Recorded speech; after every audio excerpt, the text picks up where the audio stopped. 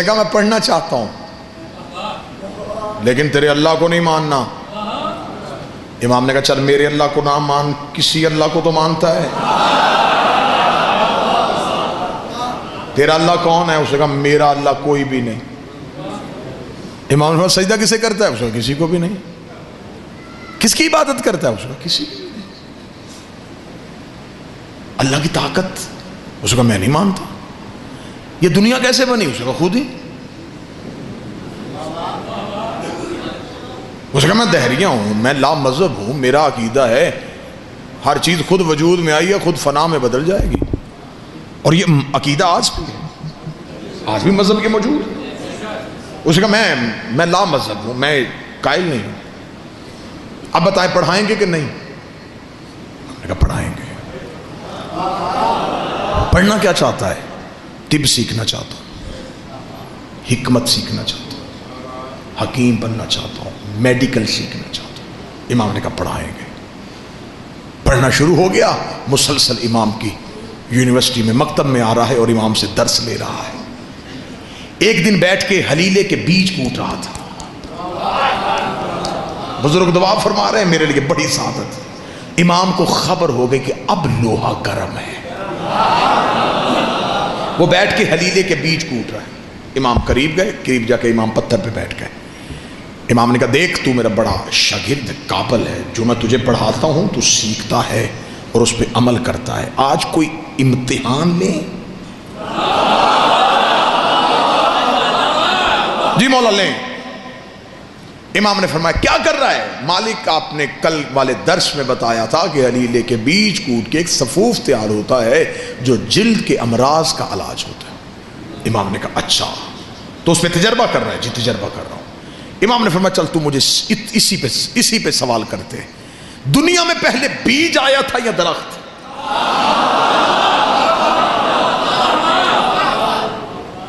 سوچنے کے بعد امام کا چہرہ دیکھا، بیج آیا تھا۔ امام نے کہا کس درخت سے گرا تھا؟ بیٹھے چلے گئے۔ اس نے کہا پھر درخت آیا ہوگا۔ امام نے کہا کس بیج سے اگا تھا؟ پریشان ہو گیا، پریشان ہو گیا، کہا مولا کچھ چند دن ہوئے ہیں آپ کے مکتب میں آئے ہوئے، جتنا کچھ میں نے سیکھا ہے اس سے تو استاد محترم میں اسی نتیجے میں پہنچا ہوں کہ زمین کے اندر چند مادے رہتے ہیں جو نظر نہیں آتے، اور کچھ مخصوص وقت میں وہ مادے ایک جگہ پہ اکٹھے ہو کے ایک بیج کی صورت اختیار کر لیتے ہیں۔ امام نے دہریے کے کاندھے پہ کہا اب بتا ان مادوں کو اکٹھا کرنے والا کون ہے؟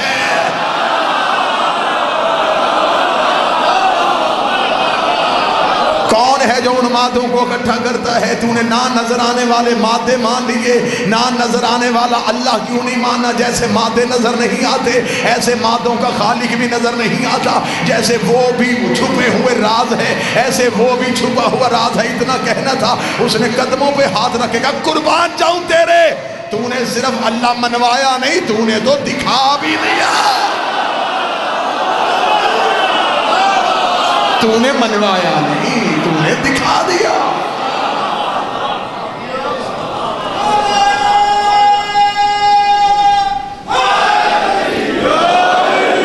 آج کے دور میں بھی، آج ہمارا بچہ 3.5-4 سال کا ہو جائے تو ہم اسے تعلیم کے لیے بھیجتے ہیں، پلے گروپ میں بٹھاؤ، اسے KG میں بٹھاؤ، نرسری پریپ، تاکہ یہ سیکھے۔ تو جب وہ بچہ پہلے دن جاتا ہے تو اسے کسی لفظ کی تمیز نہیں ہوتی، تو اسے ٹیچر جو ہیں وہ کلرز نیم یاد کرواتے ہیں۔ ایسا ہے یا نہیں ہے؟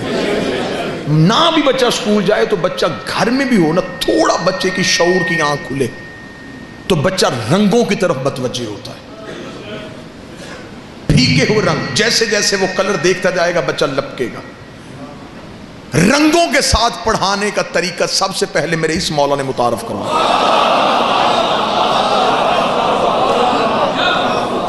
جب لوگ امام سے پڑھنے کے لیے آتے نا تو مولا نے فرمایا اکیلے نہ آیا کرو، گھروں سے بچوں کو لایا کرو۔ تو کہا مولا اس لیے نہیں لے کے آتے، ہم نے پڑھنا ہوتا ہے وہ شرارتیں کرتے۔ امام نے کہا تمہیں نہیں پتا حجت کی محفل میں کوئی شرارت نہیں کرتا،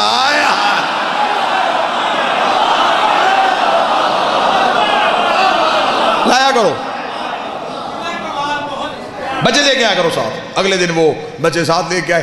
امام نے جب ایک درس پڑھا دیا تو امام بچوں کے ساتھ زمین پہ بیٹھ گئے، اور اس دن تاریخ کہتی ہے کہ امام مختلف رنگوں کے پھل لے کے آئے تھے.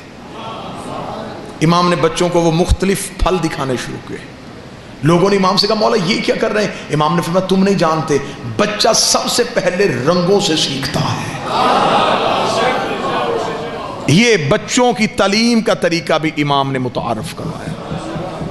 آج بھی دنیا کی ٹاپ ترین یونیورسٹیز کے پروفیسرز نے مل کے بیٹھ کے متفق علیہ یہ فیصلہ کیا ہے کہ دنیا میں ایک شخصیت ہے جس نے ہر علم پہ بات کی ہے، جو شیعوں کا چھٹا امام ہے.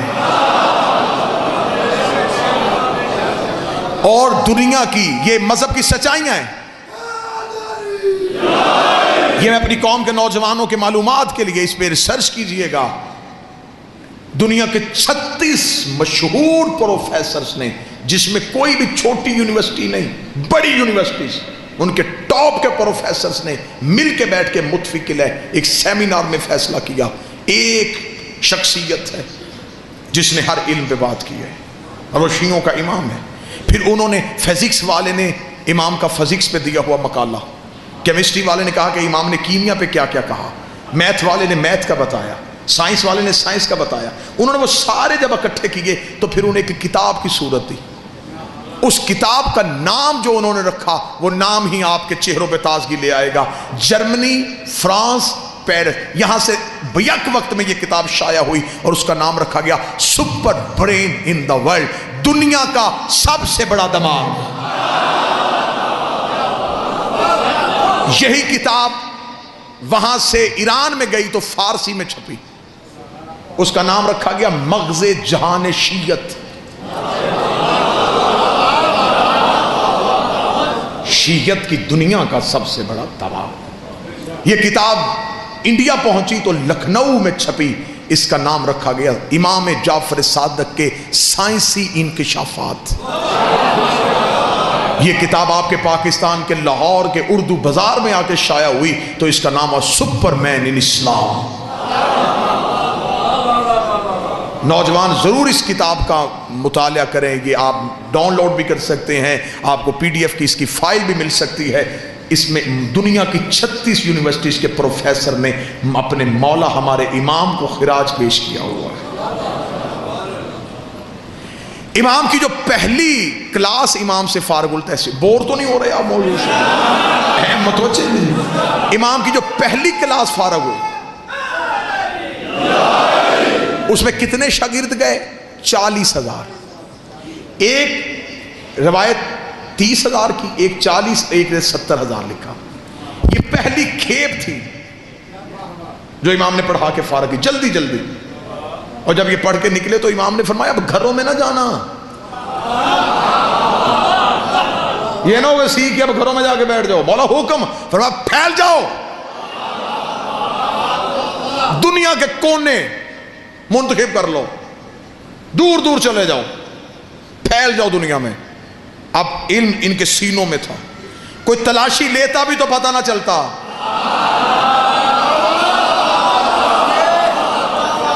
امام نے سینوں میں علم کا بارود بھرا. امام نے مجاہد تیار کر کے علم کے بھیج دیے. امام نے کہا پھیل جاؤ. اب یہ دنیا کے کونوں کونوں میں انہوں نے گھوڑے دوڑائے، چلے گئے. یہ شہروں کو جا کے آباد کرنا شروع کیا. لوگوں کو اکٹھا کرتے، آؤ تمہیں بتائیں، نیا علم سکھائیں. جب یہ بتاتے تو وہ لوگ حیران ہو کے دیکھتے، اتنا کچھ تم کہاں سے سن کے آئے ہو؟ وہ کہتے کالا صادق، ایک سچے نے کہا ہے. آیا کالا صادق، کالا صادق، کالا صادق، کالا صادق. سچے نے کہا، سچے نے کہا، سچے نے کہا. 70,000 شاگردوں نے جو دنیا کے کونے کونے میں جا کے کہا کہ ایک سچے نے کہا، تو دنیا کے کونے کونے میں پتا چل گیا کہ سچا ایک ہی ہے. آیا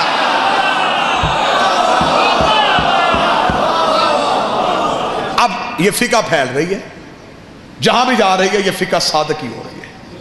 آپ کے مذہب کی ابتدا پڑھ رہا ہوں.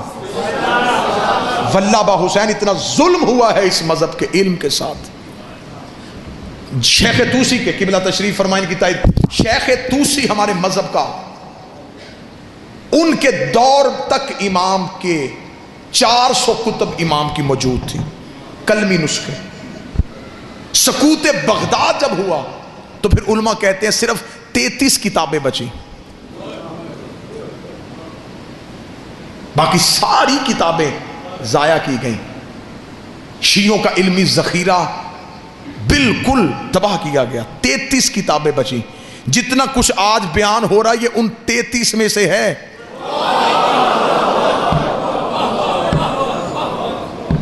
چار 400 آ جاتی تو کیا ہوتا. اور بہت سے علماء نے یہ لکھا ہے کہ وہ کتابیں محفوظ ہیں ہمارے وقت کے امام کے پاس. جب وہ ظاہر ہوں گے تو وہ امام کے کلمی نسخے ان کے پاس اسی صورت میں موجود ہیں. فقہ کس دور میں پھیل رہی ہے؟ جس دور میں آپ یہ نہ سمجھیں کہ شیعت آپ تک پھولوں کی سیج پہ چل کے آئی ہے. ایک لمحے کے لیے اگر آپ تاریخ سے شیعت کی تاریخ اٹھا کے دیکھ لینا کہ ہم تک یہ فقہ پہنچی کیسے ہے. آج آپ کو یہاں مجلس 2 گھنٹے کے فضائل، 6 گھنٹے کے فضائل، وہاں مجلس، وہاں فضائل، وہاں مجلس، وہاں فضائل. میں منبر کے تقدس کی قسم کھا کے کہتا ہوں ایک معصوم کی حدیث سننے کے لیے لوگ 900 میل سفر کرتے تھے.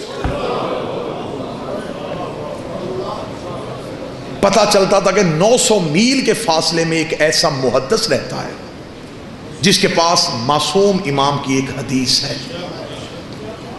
لوگ سفر کر کے اس کا پتہ ڈھونڈتے، اس کے پاس جا کے کہتے کہ ہم تجھے جو چاہتا ہے وہ دیں گے، ہمیں وہ مولا کی حدیث سنا دے جو تیرے پاس ہے.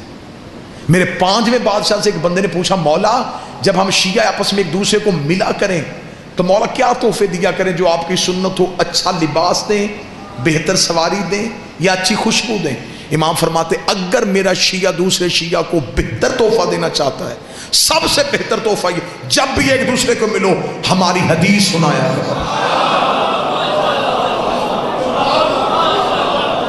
وہ اسے ملے کہ تیرے پاس کوئی مولا کا نیا فرمان ہے،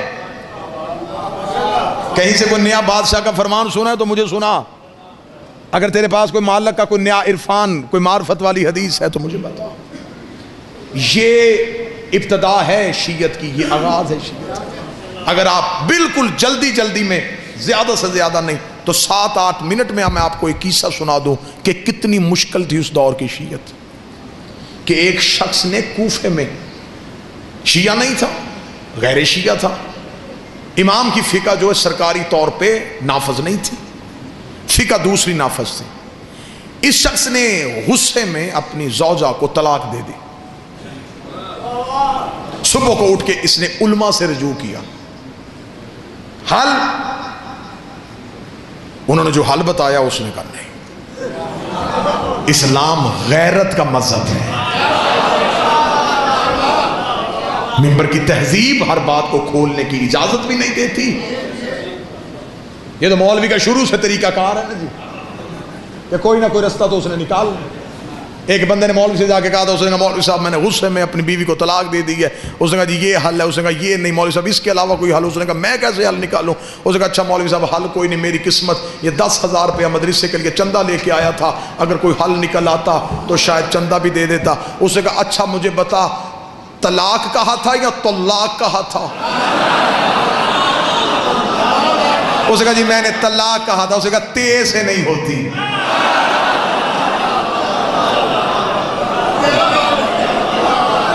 تیرا مخرج ہی ٹھیک نہیں تھا، تو طلاق کہتا.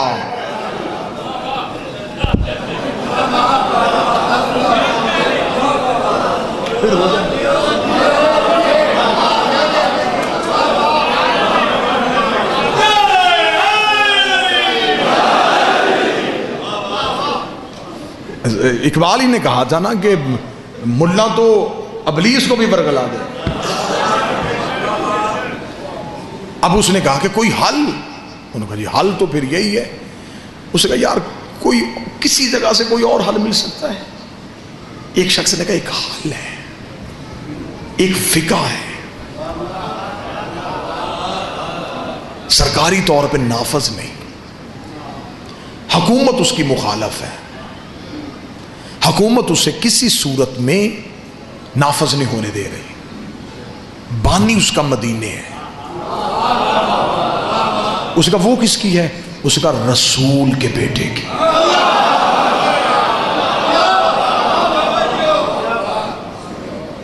اب اس دور میں نہ پریس نہ میڈیا، اس نے کہا کوئی رسول کا بیٹا موجود ہے وہاں پہ؟ وہاں ہے۔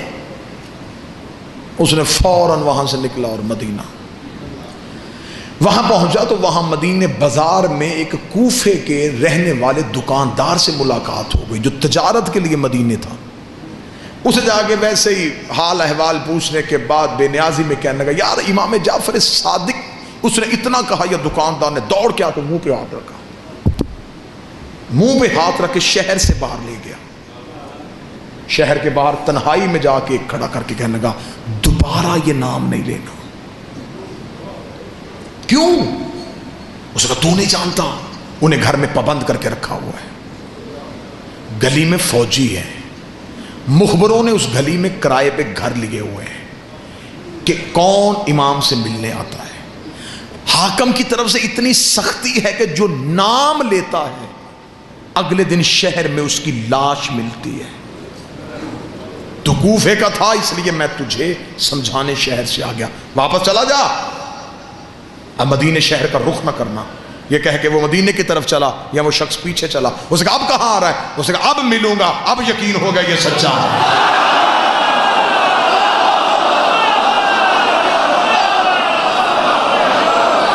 کیوں سچا ہے؟ اس نے کہا جھوٹ پہ پابندی نہیں ہوتی،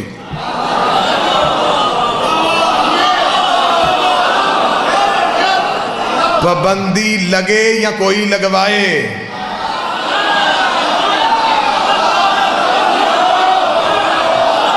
ہوتی ہمیشہ سچ پہ ہی ہے۔ سچ ہوتا ہے کڑوا، حقیقت نکلنی بڑی مشکل ہوتی ہے۔ اس کا وہ سچا ہے، اب اس سے میں نے ملنا ہے۔ اس کا پھر ٹھیک ہے، قتل کے لیے تیار ہو جا۔ اس کا مر تو میں پہلے ہی گیا ہوں، اب میں ملوں ہی ملوں۔ وہ گیا، جا کے اس نے جب پتہ کرتا کرتا کرتا پہنچا تو حالت کیا ہے؟ گلی میں فوجی، چھتوں پہ سپاہی، تلواریں، مخبروں کی آنکھیں دروازوں سے، اتنا وحشت ناک ماحول۔ واپس پلٹ آیا، دوسرے دن پھر وقت تبدیل کر کے گیا، حالات ہوئے، تیسرے دن رات کے وقت گیا، جس سے کہا نہیں ملاقات نہیں ہو سکتی، اتنا سخت پہرا، اتنی سختی۔ تیسرے دن مدینے کے باہر بیٹھا سوچ رہا تھا واپس جاؤں نہیں ملاقات ہوگی، یا ایک لمحے کے لیے ذہن میں خیال آیا، آنکھیں بند کی، بند کر کے اب لب نہیں ہل رہے، اب یہاں سے بولنا شروع ہوا، تجھے تو پتا ہے کہ میں ملنے آیا،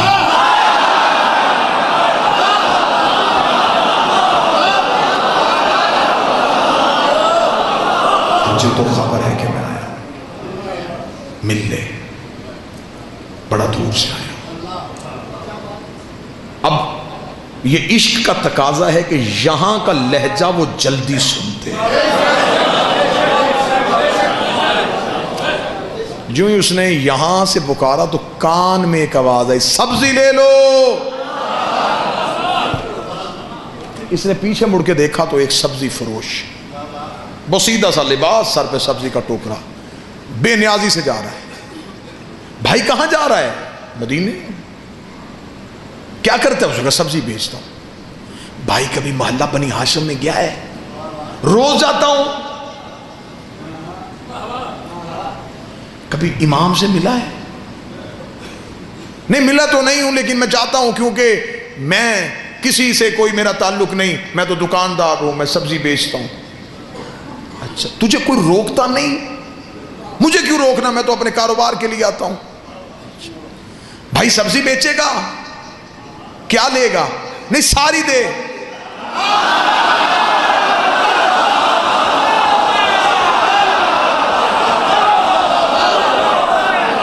اب یہ مجلس کا جو اتنا پورشن ہے، اس کا تعلق ہے تمہاری روح کے ساتھ۔ یوں تمہارے بدنوں سے روحیں پرواز کریں گی اور تمہیں یوں مدینے میں دہلیز بادشاہ کا سجدہ نصیب ہو۔ اچھا ساری سبزی بیچ، بھائی لباس بدل لے، یہ میرا نیا لباس ہے، قیمتی ہے، یہ لے لے، یہ بسیدہ لباس دے دے۔ لباس تبدیل ہوا، سبزی کا ٹوکرا سر پہ لیا، مدینے کے سیال کوٹ میں جملہ ضائع ہو گیا تو پھر آج کے بعد اس موضوع پہ یہ جملہ میں ممبر پہ پڑھوں گا ہی نہیں۔ کتنا اچھا تھا، سبزی فروش بن گیا، ضمیر فروش نہیں بنا۔ واہ یا حسین، یہ ہے قدر، اسے کہتے ہیں قدر۔ سبزی فروش بن گیا، عقیدہ فروش نہیں بنا۔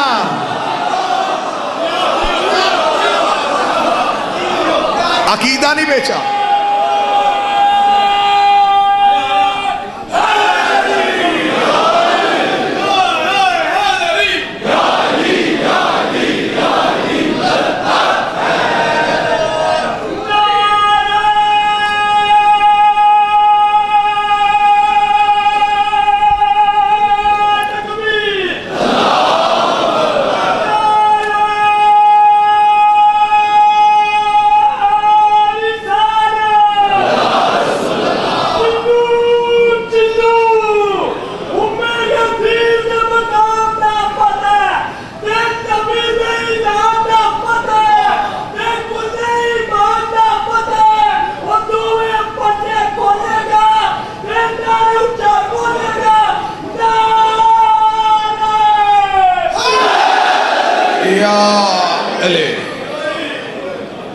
سبزی فروش بن کے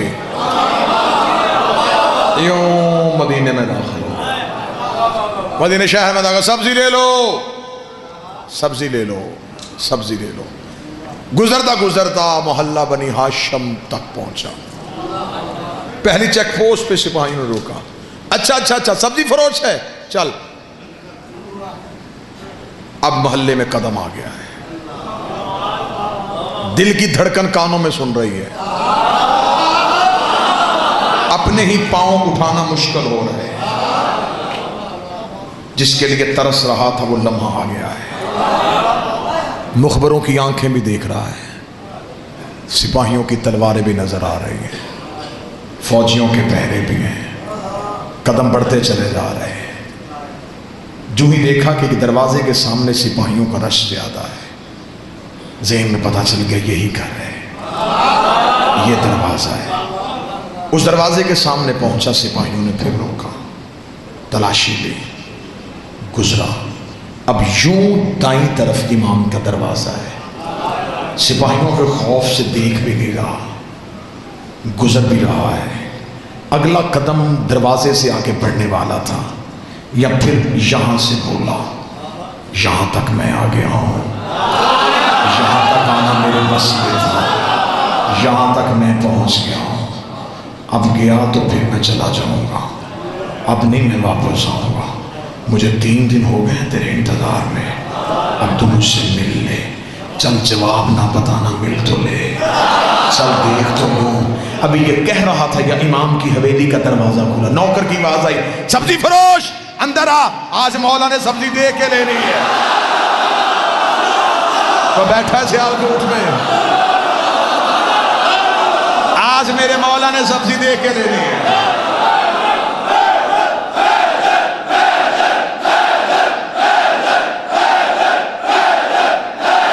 سارے بولو مل کے، حیدری! کل بھی خراب سبزی دے گیا، شرم نہیں آتی مدینے شہر میں رہتے ہوئے ایسا تجارت؟ اندر آ، جہاں لگا سپاہی، رک رک رک، کدھر؟ وہ غلام کہہ رہا ہے کہ اس کے آقا نے آج سبزی دیکھ کے لینی ہے۔ جانتا ہے اندر کون ہے؟ نہیں، شیعوں کا امام ہے، حاکم کی طرف سے پابندی ہے، کوئی نہیں ملے گا، ہم تیرے ساتھ جائیں گے۔ 2 سپاہی پھر ساتھ چلے، اب امام کے صحن میں جا کے بیٹھ گیا، سبزی کا ٹوکرا سامنے، سپاہی دائیں بائیں، نظریں ہیں امام کے حجرے کے دروازے۔ کتنا خوش نصیب تھا بادشاہ کے صحن میں بیٹھا، نظریں یوں حجرے کے دروازے پہ اور دیکھ رہا ہے۔ دیکھوں گا، پوچھوں گا کچھ نہیں، دیکھو تو صحیح کہ محمد کیسے تھے، سنا ہے کہ علی بڑا خوبصورت تھا، حسن کے حسن کے بڑے چرچے ہیں، کہتے ہیں حسین بڑا کریم تھا، اس سے پتہ چل جائے گا کہ یہ کیا ہے، یہ کون ہے، یہ کیسے ہیں۔ دل تیز تیز دھڑک رہا ہے، سانسیں بند ہو رہی ہیں۔ حجرے کا دروازہ کھلا، امام کا پہلا قدم سین میں آیا، آنکھیں ایسے رک گئیں جیسے مصر کی عورتیں یوسف نے،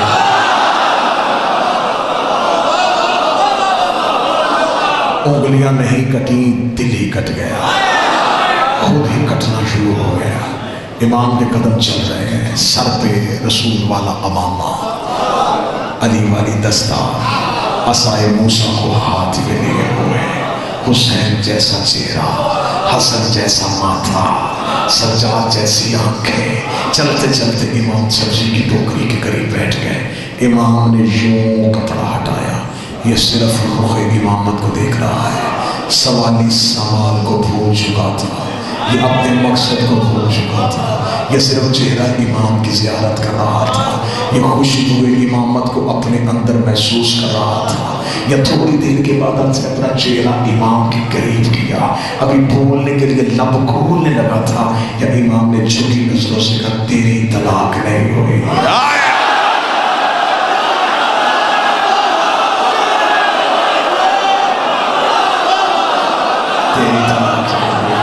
تیری طلاق نہیں ہوئی۔ امام نے اتنا جملہ کہا، آنکھیں چندھا کے کھولے، آہستہ سے کہنے لگا میں نے پوچھا تو نہیں۔ امام نے کہا ہم سوالوں کے محتاج ہیں۔ اب سپاہی سمجھ رہے تھے کہ سودا ہو رہا ہے، قریب چہرہ کر کے کہنے لگا 3 دن ہو گئے مجھے، آپ مل ہی نہیں رہے تھے۔ امام نے کہا تو ویسے پکار ہی نہیں رہا تھا۔ شیعت پھیل رہی ہے، شیعت کا ابتدا سنا، مولا آج واپس چلا جاؤں گا، آپ نے جواب دے دیا کہ نہیں ہوئی، شہر جاؤں گا، کوفے کا مفتی بڑا ظالم ہے، وہ مجھے کہے گا صرف نہیں سن کے آ گیا، دلیل تو لی کوئی نہیں، مولا کوئی دلیل دے تاکہ اس کا منہ تو بند کر سکو۔ کاش وقت ہوتا، امام آیتیں پڑھتے، امام حدیثیں پڑھتے، اب وقت نہیں ہے، اسے بھی بچانا ہے، گھر بھی بچانا ہے۔ امام نے کہا صاحب کہ کوفے کے مفتی کو صرف اتنا کہہ دینا تو انہیں طلاق دی تھی، غصے میں، غصہ ہوتا ہے حرام، حرام حالت میں حلال کام نہیں ہو سکتا۔ واہ یا علی، واہ یا علی۔ اب کون لائے گا اس دلیل کا جواب؟ اتنا کہنا تھا بس، آخری جملہ اور منبر اتنا کہنا تھا، یوں اس نے، اور یہ محبت کا تقاضا ہے کہ جب محبت غالب آتی ہے تو سب سے پہلے خوف ختم ہو جاتا ہے۔ اب اسے سپاہیوں کا ڈر نہیں رہا، علی کہہ کے اٹھ کے کھڑا ہو گیا۔ سپاہیوں نے نیام سے تلواریں کھینچی، انہوں نے کہا ہمیں پہلے ہی پتا تھا تو جعفر صادق کا کوئی شیعہ ہے، بھیس بدل کے مدینے شہر میں آیا ہے۔ سپاہیوں نے گریبان سے پکڑ کے بدن کو گھسیٹنا شروع کیا، اس کی نظریں امام کی طرف تھی، امام کی طرف دیکھ کے مسکرا کے کہا اب زندگی سے محبت نہیں رہی، اب موت کا ڈر نہیں رہا، اب میرے بدن کا لہو تیرے قدموں میں آ جائے، اس سے بڑھ کے میرے لیے عزاز کوئی نہیں ہوگا۔ لیکن زہرا کا بیٹا مجھے اتنا بتا دے، میں روز سوچا کرتا تھا کہ واپس چلا جاؤں، آدھے رستے سے واپس آ جاتا تھا، مجھے کون سی چیز واپس نہیں جانے دیتی تھی؟ امام نے کہا ایک دن بھی تیری ماں نے تیری تربیت میں خیانت کی ہوتی تو میرے دروازے پہ آئی نہیں۔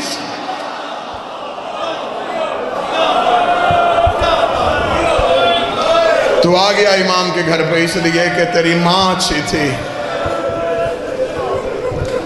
محبت ہے آپ کی، یہ پیار ہے سیالکوٹ کا، میں مقروض ہوں آپ کی محبتوں کا، آپ کی محبت میں بڑھ گیا، جس نے پوری کائنات کو بولنا سکھایا تھا، اس کی ماں بازار میں چادر مانگ رہی تھی۔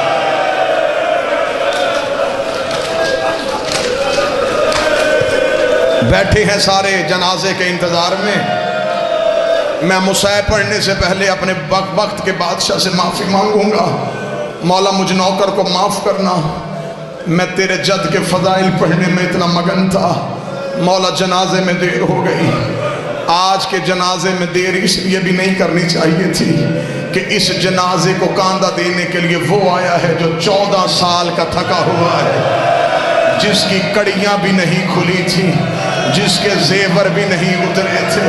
وہ آج جنازے کو کاندھا دے کے رو کے کہے گا میرا تو کسی نے نہیں اٹھایا اور میں اپنے باپے کا جنازہ اٹھا لے۔ جتنے مات میں بیٹھے ہو، کوشش کروں گا شہادت کے 2-4 جملے پڑھ سکوں۔ غربت میں اس کی اپنی مثال، یہ جتنے مات میں بیٹھے ہو نا، میں واللہ حسین اشرا ہوتا تو میں امام صادق پہ پڑھتا۔ عزاداری طریقہ ہی اس مولا نے سکھایا۔ یہ جو ہم ماتم کرتے ہیں نا، یہ جو ہم روتے ہیں، اس کی تہذیب بھی ہمیں اس بادشاہ نے سکھائی ہے۔ عزاداری کے طریقے اس مولا نے سکھائے ہیں۔ اس کی پہلی نشانی بتاؤں، مدینے کے لوگ کہتے ہیں ہم محرم کا چاند آسمان پہ نہیں دیکھتے تھے۔ وہ کہتے جعفر صادق کے گھر سے رونے کی اتنی آوازیں آتی ہمیں پتہ چل جاتا کہ محرم کا چاند طلوع ہو گیا ہے۔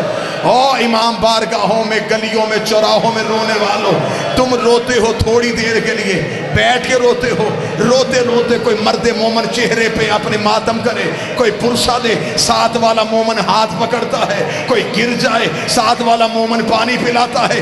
اگر برداشت کر سکو تو میں پڑھوں روایت، رکھ میرے سر پہ قرآن، مدینے کا رہنے والا ہے، نام اس کا یحییٰ ہے۔ اس نے روایت کیا، اس نے کہا 1 سال میں مدینے میں تھا، میں نے دیکھا کہ لوگ ٹولیوں کی صورت میں جعفر صادق کے گھر کی طرف دوڑ رہے تھے۔ میں نے پوچھا کیا ہوا، انہوں نے کہا محرم کا چاند آ گیا ہے، ہم امام کو پرسہ دینے جا رہے ہیں۔ وہ کہتا میں بھی اسی رش میں شامل ہو گیا۔ یحییٰ کہتا جب میں گیا، امام کے دروازے پہ لوگوں کا رش تھا، جعفر صادق کے دروازے پہ لوگوں کا ہجوم تھا۔ یحییٰ کہتا میں نے بھی اپنا گریبان کھولا، میں بھی امام کے دروازے پہ کھڑا ہو گیا۔ یحییٰ کہتا میں اپنے پنجوں پہ کھڑا ہو کے میں نے دیکھا کہ کوئی شخص زمین پہ لیٹ کے رو رہا ہے۔ وہ کہتا میں نے ایک بندے سے پوچھا یہ کون ہے، اس نے منہ پہ پیٹ کے کہا یہ ہمارا امام ہے، نام جس کا جعفر صادق ہے۔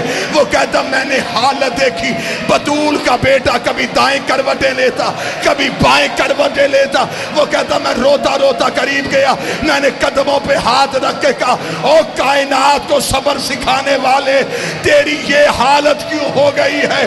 امام نے انگلی کا اشارہ کر کے کہا وہ چاند طلوع ہو گیا جس نے میری ماں کو زخمی کر دیا، جس نے میری ماں کی ردائیں چھین لی۔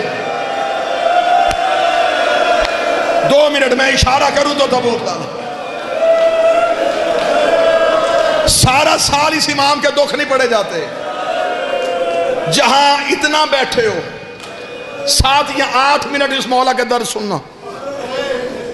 قبر مبارک کہاں؟ بقیہ میں،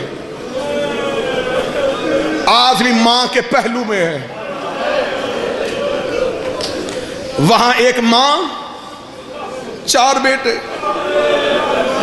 5 کی غربت ہی علیحدہ۔ حسین کی لاش 3 دن بغیر کفن کے پڑی رہی۔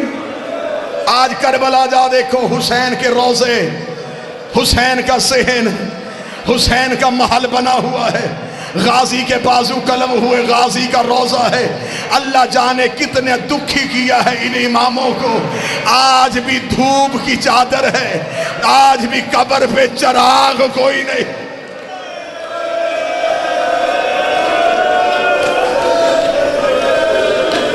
میں جتنی دیر بادشاہ کی مصیبت پڑھوں، ہائے ضرور کہنا۔ اور ایک محرم قریب آ رہا ہے، عزاداری کے حوالے سے اس مولا کا ایک فرمان سناؤں۔ اکثر میں نے لوگوں کو دیکھا ہے، محبت میں کوئی کمی نہیں، لیکن بعض احباب روتے روتے اپنا چہرہ چھپا لیتے۔ یہی میرے مولا مجلس پڑھ رہے تھے، سامنے بیٹھے کہ بندے نے چہرہ چھپا کے رونا شروع کیا۔ امام نے مجلس چھوڑی، امام نے مجمع سے جا کے اس کے چہرے سے رومال ہٹایا۔ امام نے کہا کیا تو میری دادی سے شرمندہ ہے؟ چہرہ چھپا کے کیوں رو رہا ہے؟ مولا کیسے رو؟ امام نے فرمایا ایسے رو جیسے بوڑھی ماں جوان بیٹے کی لاش پہ روتی ہے۔ تجھے خبر ہی نہیں کہ ہمارا نقصان کتنا. چیخے مار کے رونا اس مولا کی سنت ہے. شکل کے بگڑنے کا خوف کبھی نہ کرنا. مرتے ہوئے اس کی شکل نہیں بگڑتی جو حسین کے غم میں اونچی آواز میں روئے. دوسری تہذیب اس مولا کی.